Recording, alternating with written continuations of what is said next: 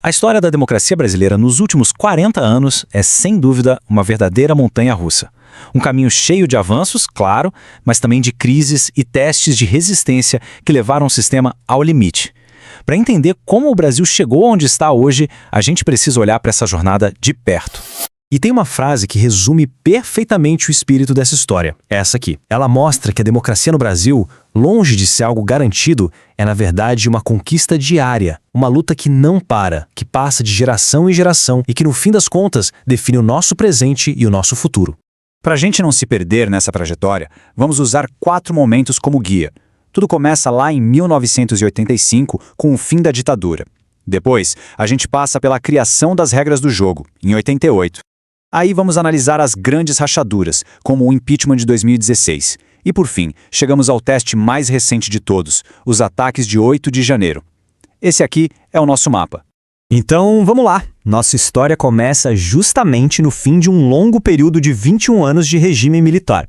A transição para um governo civil, olha, não foi nada simples. Foi um momento de muita esperança nas ruas, mas ao mesmo tempo de negociações políticas bem complexas lá nos bastidores do poder. E aqui a gente vê o contraste. De um lado, o país inteiro foi para a rua. O movimento Diretas Já foi uma das maiores, se não a maior mobilização popular da história do Brasil. Do outro, a gente tinha a realidade da política em Brasília. Apesar de toda essa pressão, a emenda que ia garantir o voto direto não passou no Congresso.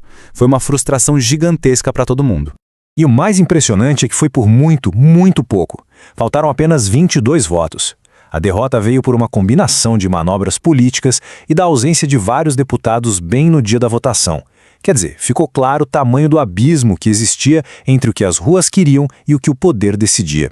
Mesmo com a derrota das diretas, a oposição ainda conseguiu uma vitória. Elegeu Tancredo Neves na eleição indireta. Parecia que, enfim, as coisas iam se ajeitar. Mas aí, o destino deu uma reviravolta digna de um livro de realismo fantástico. Na véspera da posse, Tancredo fica doente e morre sem nunca assumir o cargo. O Brasil, de repente, mergulhou numa incerteza total. Com a morte de Tancredo, quem assume é o vice, José Sarney.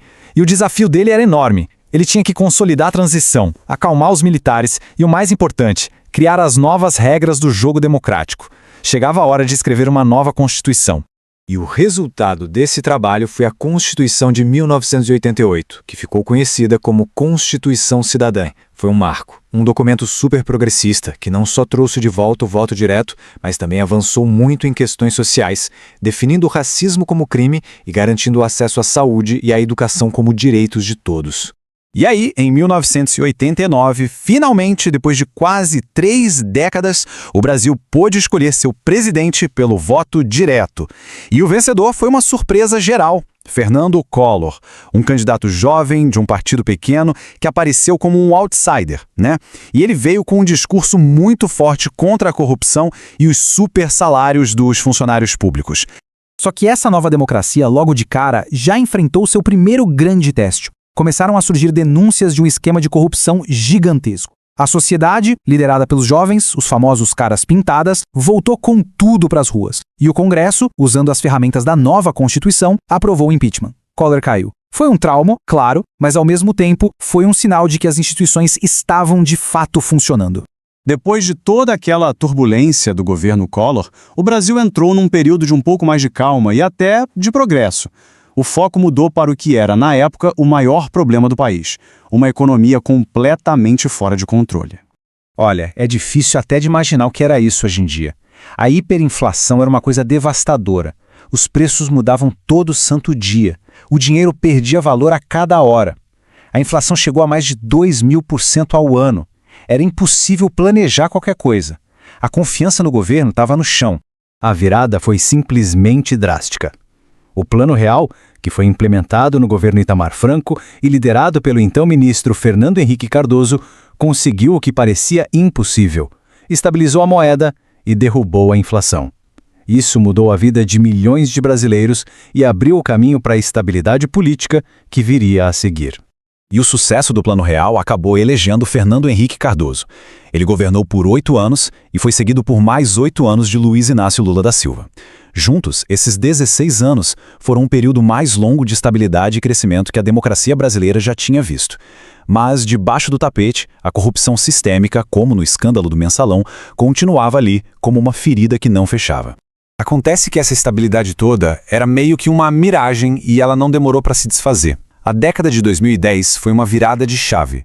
O consenso político que existia ruiu, a insatisfação social explodiu de vez e o sistema democrático foi levado de novo ao seu limite. Foi uma tempestade perfeita, na verdade. Vários fatores se juntaram. A economia, que vinha crescendo, parou. Protestos gigantescos tomaram as ruas do país. A Operação Lava Jato começou a expor uma rede de corrupção que parecia não ter fim. E bem no meio desse furacão, a presidente Dilma Rousseff enfrentou um processo de impeachment por causa das chamadas pedaladas fiscais. E aqui que a gente percebe a mudança mais profunda que aconteceu nesse período. A política brasileira deixou de ser um campo de adversários, onde as pessoas discordavam, mas respeitavam as regras do jogo, e virou uma arena de inimigos. O objetivo passou a ser destruir, aniquilar a legitimidade do outro lado. E essa polarização, claro, envenenou o debate público.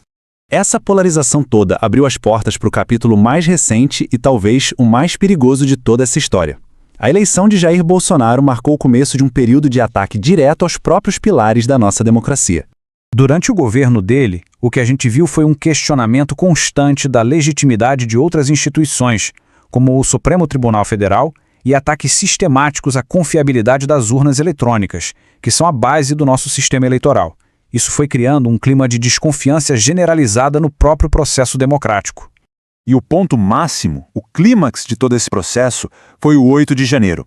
Apenas uma semana depois da posse do novo governo, milhares de manifestantes invadiram e depredaram as sedes dos três poderes, lá em Brasília. Foi um ataque físico, real, aos maiores símbolos da democracia brasileira, algo sem precedentes. A posição oficial do ex-presidente, que hoje é investigado por uma suposta tentativa de golpe, é de negação total. Ele afirma que nunca discutiu ou participou de qualquer plano para romper a ordem democrática e diz que as acusações não passam de perseguição política. E assim, Lula retorna ao poder. Só que agora ele encontra um país completamente diferente daquele que ele deixou em 2010. Um Brasil rachado, onde a polarização não é mais só uma questão política, ela se infiltrou nas famílias, nas amizades, em todo o tecido social. Isso tudo nos deixa com uma pergunta no ar. Depois de passar por essa jornada de 40 anos, com tantos baques, com tantos testes de estresse, a democracia brasileira saiu mais forte, mais cascuda por ter sobrevivido a tudo isso? Ou será que cada uma dessas crises deixou cicatrizes que, na verdade, tornam o sistema hoje mais frágil, mais vulnerável a futuros ataques? A resposta para essa pergunta, com certeza, vai definir a próxima década da história do Brasil.